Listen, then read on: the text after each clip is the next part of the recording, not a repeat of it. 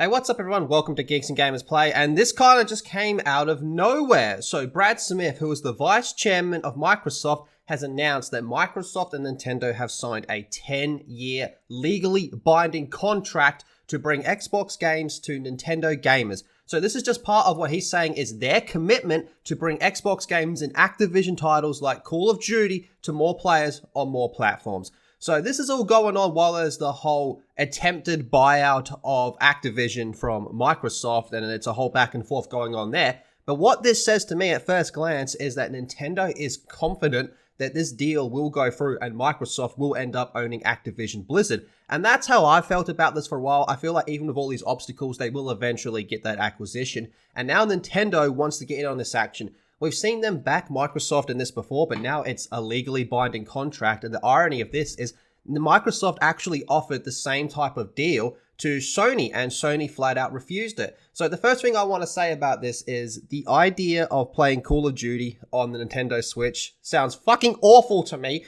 I am not interested in that in the slightest. That sounds like it would be terrible to play, especially Warzone. But what I think could be cool is to bring in some original Xbox games, you know, something like Halo 2 maybe, but even that I don't think would be as fun to play on a Nintendo Switch. But the options are wide open considering that Microsoft has a very large catalog that Nintendo can dip their toes into here for them to bring these games over. The question now is, when will this go through? Is this only going to go through once the Activision Microsoft deal is completed? Who knows? It's not really announced so far when it's going to be taking place. Look down here, it says that the last Call of Duty game released on the Nintendo system was the Wii U version of COD Ghost, which was back in 2013. It allowed players to use a Wii remote to aim with motion controls. That sounds awful to me.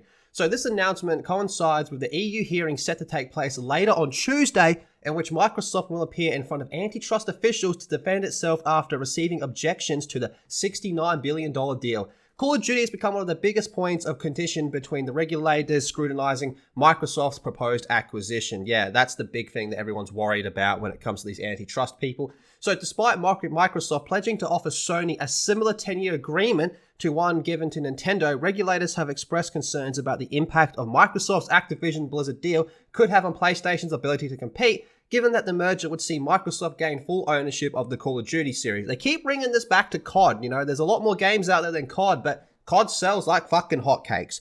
Sony Interactive Entertainment alleges that if the deal were to go through, quote, Microsoft would have the ability to incentivize and exclude or restrict rivals, including PlayStation and PlayStation Plus, from accessing Call of Duty. Now, and like I've said before, I don't think that would ever be a thing. They'd be missing out too much money on microtransactions.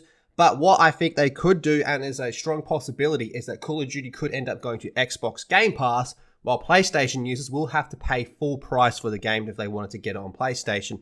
So this is what it says on the actual agreement here. Microsoft and Nintendo have now negotiated and signed a binding 10-year legal agreement to bring Call of Duty to Nintendo players the same day as Xbox, with full feature and content priority so they can experience Call of Duty just as Xbox and PlayStation players gamers enjoy Call of Duty. We are committed to providing long-term and equal access to Call of Duty to other gaming platforms, bringing them more choice to more players and more competition to the gaming market. So, yeah, to me it seems like Nintendo is confident on Microsoft acquiring Activision Blizzard. But of course, only time will tell. But you tell me how you feel about this. Will you ever play a Call of Duty game on the Nintendo Switch? Like I said, I don't think that would work out too well, but I could be wrong. So let me know in the comment section down below. Be sure to subscribe to Geeks and Gamers Play and check out geeksgamers.com, and I'll see you all in the next video.